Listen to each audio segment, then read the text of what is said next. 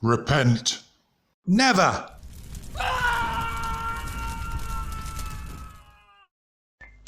Hello, welcome to my channel, Stuart the Unrepentant Atheist. So today's topic is going to be, what tools are there apart from science can we use to determine the nature of either reality or something beyond reality, in other words, perhaps the supernatural. The reason I brought this topic up is that there was a lady today on the Atheist Experience. I watched Sunday's episode. I watched today. I always watch them on Monday. I never watch them live.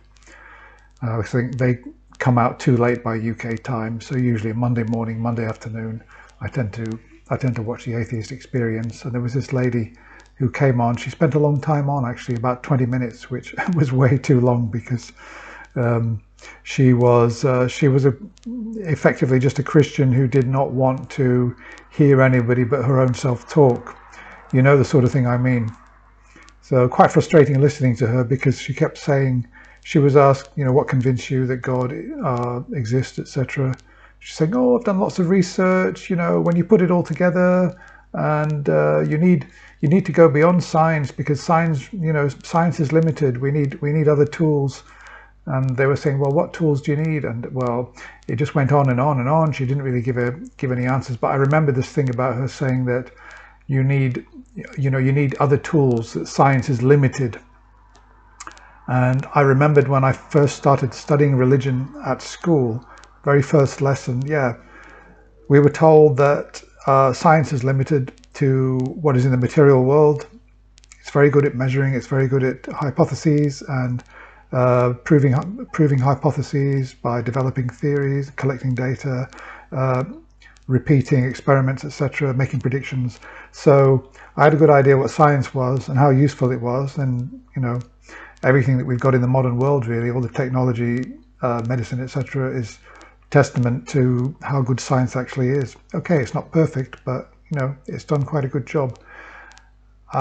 So yeah, science was not the thing to tell us the why questions, and it was not the tool that we were going to be able to use to determine the big questions that we want to answer. Does God exist? Is there life after death? The whole question of the supernatural, paranormal phenomena, etc. And we would need to use other tools. And obviously for him, the tool was religion. We've got religion, and religion is going to answer those questions for us. And even as a 14-year-old, I was thinking, well, that's not really the same as science, is it? Because science, works on evidence, and whereas religion doesn't really. Religion seemed to me, it was making proclamations and expecting you to take things on faith. So even then, I could see that was, potentially not really a good way. Not really a good tool. So just coming up to date then with these tools, I've heard other people on the Atheist Experience and other call-in shows saying, well, science is limited and we need other tools to find out the answers to the questions that really interest us about where we came from, where we're going, the supernatural, life after death, etc. And I just really wonder what these tools are. Well, obviously, I'll try and answer the question. So, okay, well, we said what one tool is, obviously religion itself. But as we know, religion asks you to take things on faith. It doesn't actually provide any evidence. It can't make predictions. It has continuously and historically got things wrong. And I can't really see any good reason for trusting it. Particularly when it's making proclamations about something you can't test for. You can't verify anything that it's saying. This is the frustrating thing about it. And all the other tools which people are going to cite and use, something like, for example, I don't know, astrology is purported to be a tool which can, say a lot about your personality traits, and when are the good times in the year, when are the best days for you to do certain types of things. I mean, that's like a tool, but I mean, scientifically speaking, it hasn't really been shown to be effective. I know that James Randi did an experiment where he had an astrologer come in and he completely debunked, or at least there was no demonstration that astrology had any kind of power. And also with some of James Randi's programs, he looked at many of these so-called tools like what's it called, water divining, going around with one of these or little necklace that you let it go backwards and forwards. You ask a question. Oh, that's it. Yeah. This is a funny one. You've got a little charm. You let it go backwards and forwards, or you just let it swing. You ask a question, a yes or no question to the spirits, and you get a yes or no answer. And basically, the way that the charm swings will tell you. Well, you get the idea. And again, that's something which is has got absolutely. It's been tested, and it doesn't provide anything accurate. So if that's an example of another tool, it's not really much good. There are many other things, a lot of things which have come out of the New Age movement, like for example, Curlian photography, which at one time I used to believe in back in the 90s when all the New Age stuff was going on. Yeah, I used to believe in some of this stuff. Unbelievable. But yeah, so Curlian photography is purported to photograph the human aura. It's like we've been told that we've got a soul, and we've now got a camera that can photograph the soul.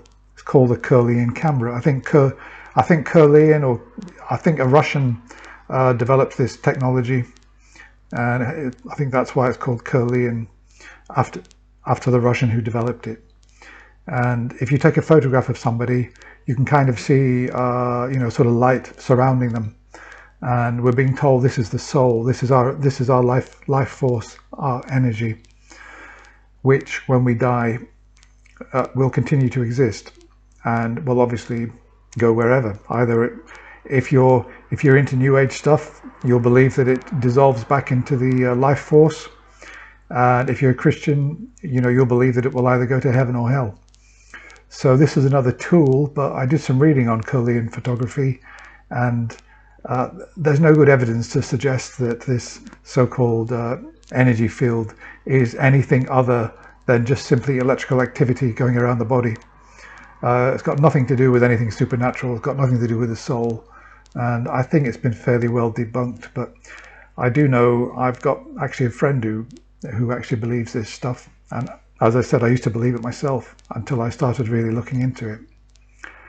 So we've got things like that. We've got, we've got fortune tellers. We've got all these things. I mean, all these things really have got to be taken on faith. We've got spiritualists. We've got mediums who claim that, they can communicate with the other world. And I've been to see a spiritualist a long time ago when I was a teenager, and I was when I was actually getting out of Christianity, I was looking at other religions, and I went to a spiritualist church because I started thinking that maybe there are these different planes of existence, these vibrations, and that when we die, our soul goes to the next vibration, and they're actually all around us. We just can't see them, and then they go to the next plane, etc., etc. And I went to a spiritualist church. I was called out during the service, and I was just thoroughly disappointed with.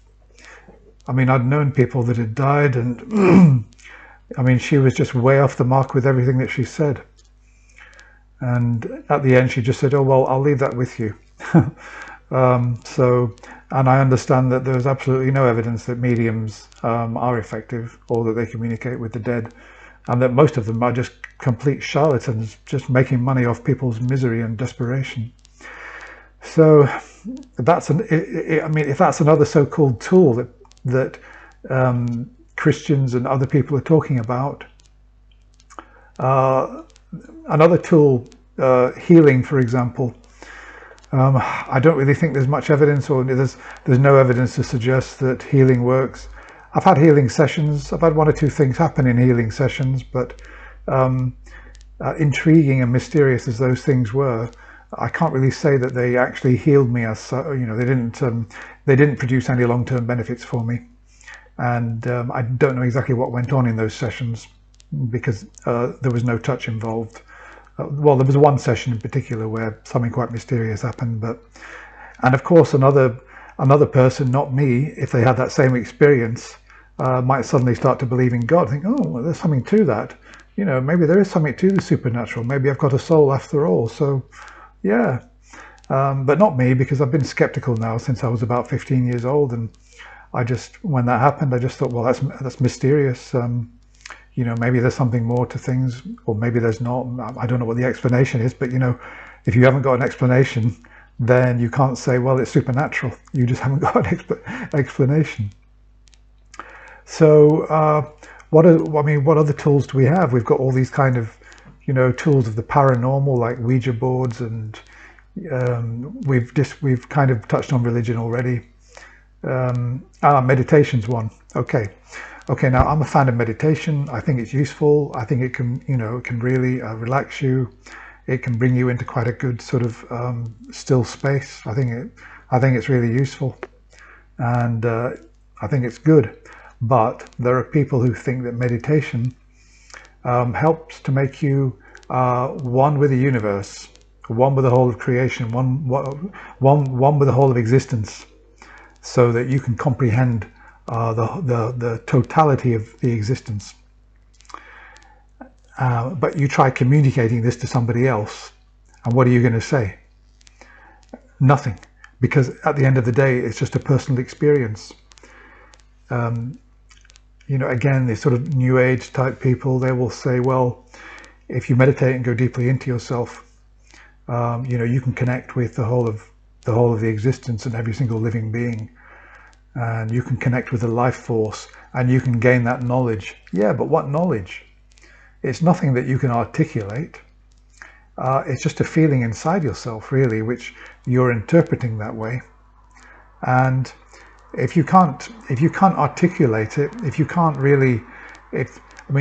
turn that experience or so-called knowledge, this sort of universal knowledge, if you can't communicate it to somebody else, it's sort of literally meaningless. It hasn't got any. It might have meaning for you, but if you can't tell somebody what that knowledge is, say, well, it's a kind of esoteric internal knowledge.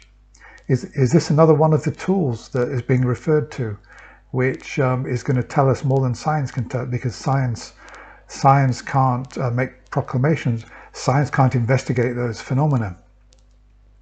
But meditation is suddenly going to give you knowledge of the whole universe. But it's a knowledge which you can't communicate to anybody. Well, of what use is that? So I'm baffled really about these tools and why people refer to them, and why people appeal to these so-called tools, which are not providing any kind of verifiable knowledge or reliable knowledge. The end result of all of it is just speculation, faith and belief, and as we know, faith and belief really based on flimsy evidence, and faiths kind of cancel each other out. You know, you can have faith that A is true, you can have another person will have faith that B is true, and if they contradict each other, that's it. Then they just cancel each other out. So what I'm interested in, and the reason I like science, is because it's a good method, and it's a good method for creating a theoretical framework so that we can understand the way that the world works.